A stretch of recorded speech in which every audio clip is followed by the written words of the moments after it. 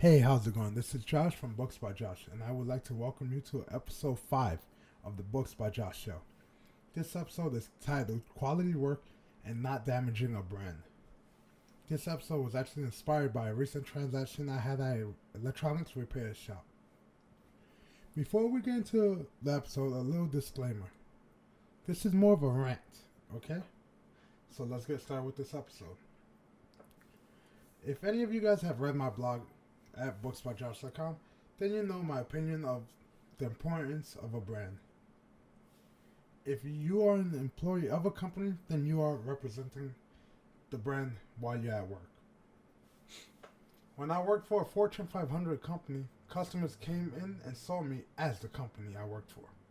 If they had any issues with anything regarding the company, even the most minute thing, doesn't matter if something was off, like by a couple cents, it was my fault. In the customer's eyes, I was the living, breathing embodiment of the company. And if I did anything bad to the customer, they would then tell their friends, family, anyone not to do business with my company, not me, Josh. Okay? So I don't care if you work for McDonald's, Burger King, Sears, JCPenney's, Pet Boys, anything. Once you put on that uniform, you are that company. You're the brand, alright? So, to this day, I pride myself as the face of whatever company I work for, right? If it's my employer or my own company. So, since I pride myself on this, I make it my job to make sure every customer has an amazing experience. And not to toot my own horn, but I do such a great job at it that I have clients traveling from over 3 towns away to see me and do business with me. The reason these customers are willing to do this is because of the brand I have built up for myself. Okay? The name Josh to these customers and clients means more than any other name. It means more than Macy's, Apple, anything. Whatever company I work for, my name supersedes it as the brand because of my hard work I put into this. Okay? And the reason I built up this loyal follower is because I do my best to help the customers, okay? As long as it's within my powers, I try my best to help them. Okay?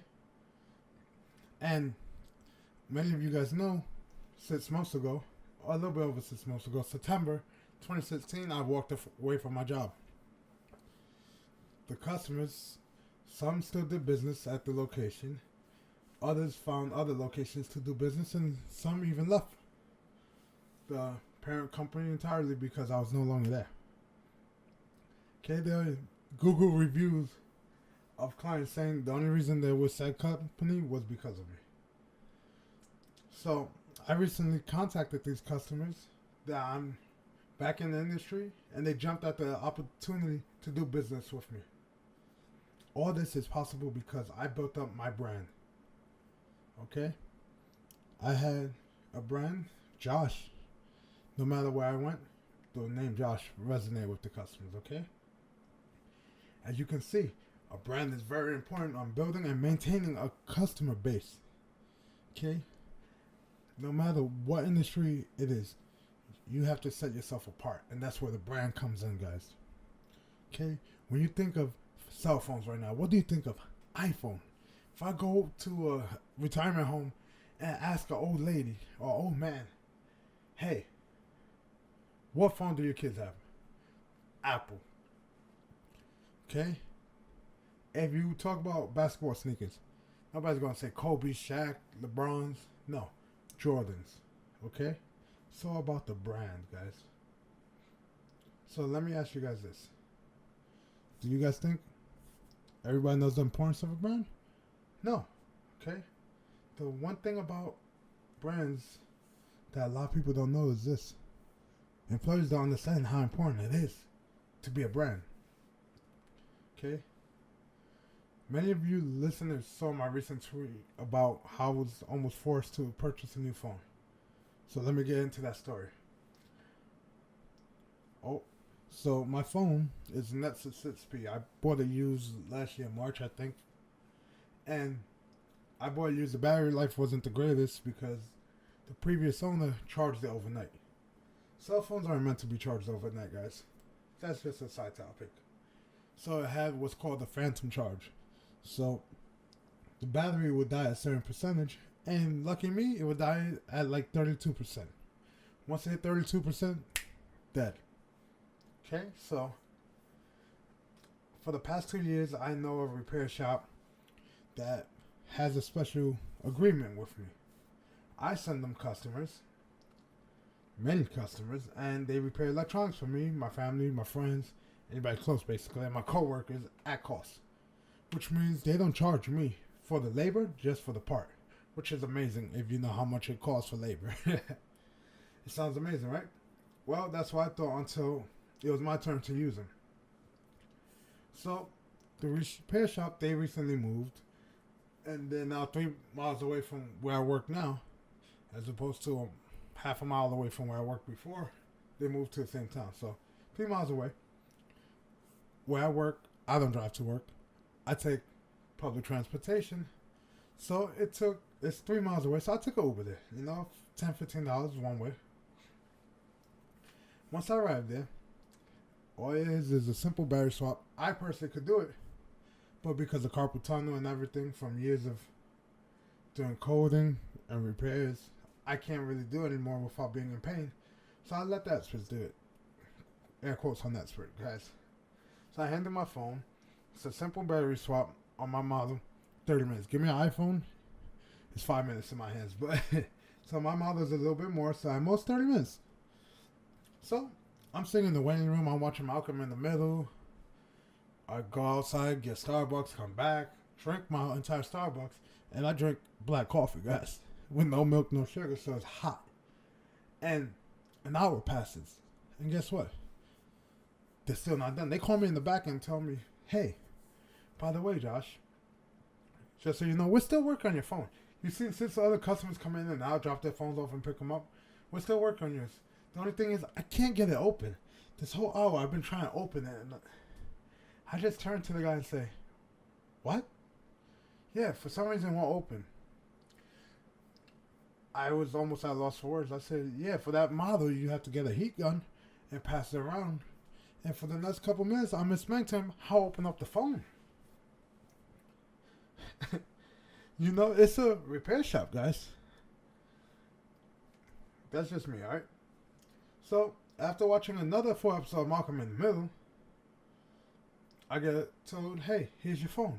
You're good to go. So, I grab my phone. I'm already late to work because of how long this took. Okay, it's supposed to be a simple job. Now I have to take an Uber back. So I'm trying to call the Uber on my phone. I have no service. I look at the side. There's no SIM card tray. And I'm like, yeah, I kind of need my SIM card and the tray. He's like, oh, sorry. They put it in. They hand it back to me. I call the Uber. While I'm in the Uber, I notice I start taking a look at the phone. My screen protector, because I have tempered glass screen protector on my phones, is cracked. It wasn't cracked. That doesn't matter to me. That's like $5, $6 to get another one. Then I notice my phone is all aluminum built. The aluminum is so badly damaged that I can actually cut my fingers. The reason I didn't notice it before is because I have a bumper on it. But I'm inspecting it in the back. There's a place that covers the antenna that's coming off. That doesn't matter to me because I can always put a different case. The main thing that matters to me is the touchscreen. Certain parts of it is no longer working. And then, when I say certain parts, I mean I can log in to, say, my banking app. If I want to transfer money between accounts, I can't click on the transfer. I want to do a quick pay, can't click on it. If I go into my calendar, I can't switch view to any other view other than day view because I can't touch it. Okay. If I'm web browsing, I can't open a new tab because that specific area I can't do it. My investment app, I can't take out or put in money. So I personally can't live with this now. So many listeners right now might want to know why I didn't just turn back and ask for my money back. The reason I didn't go back in and complain and try to get a refund or another repair or get them to fix the problem is because they repaired it for free. I never paid for the repair service. I only paid 20 something dollars for the actual battery. My only gripe about the whole situation is the technicians. Okay? There's no reason I, as a customer, have to instruct you how to open the phone. Okay? They have computers in front of them. They have cell phones. YouTube it, man. Ask a coworker how to open up that phone. Literally, if I go on YouTube and search it myself, there's thousands of videos of people opening it up. Okay? It might not sound like a big deal, but they chose to wing it and messed up the whole repair. If this happened to a fully paying customer, just take a second and think if this would be your phone. Or if an actual customer would have went in and had the same issue. If that happened to a fully paying customer, the employee's negligence could cost the company over $200 for a replacement screen and housing, not including labor, guys. Or the purchase of a new phone for that client. Or even worse, a lawsuit. Because I don't know if you guys know this, we have so much stuff on our phones now. Okay? If my information would have been deleted and I would have been an asshole about it, I could sue. Because I have proprietary information on my phone that I can't lose. Well, you can say, oh, that's your job to back up. Listen, there was no signed form, stuff like that. That's what I'm saying, stuff like that.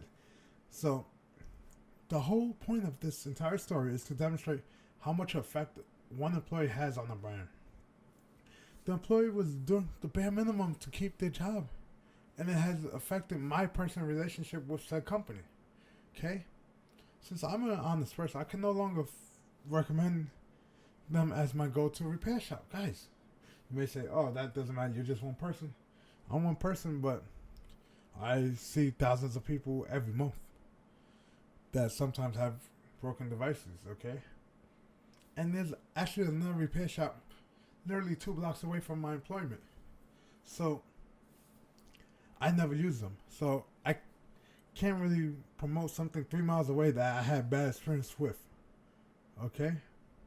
I'm not asking the world from the representative. I just want them to take pride in what they do. At the end of the day, this is a job that pays their bills. If they didn't pay their bills, they wouldn't be there, okay? We all need income to live. We're no longer living off the land, or whatever you want to call it, okay? I take pride in everything I do, and it directly affects me and my brand. Okay? There's an old saying that goes, it costs 5 times more to acquire a customer than to retain a customer. Think about that, guys. That's food for thought. Okay? I know this episode turned into a rant, but like I told you guys in the beginning, in the disclaimer, this is me ranting about the importance of a brand, guys. Because brands are important, okay? Think about next time you buy something.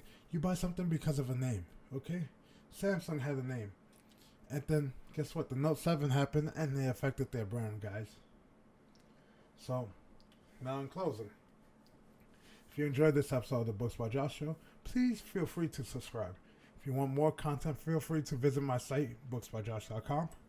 If you want to follow me on Twitter, you can find me at booksbyjosh. If you wish to support me, feel free to visit my Patreon page, which is, of course, patreon.com/booksbyjosh. Like always, guys, I'll catch you guys in the next one. Later.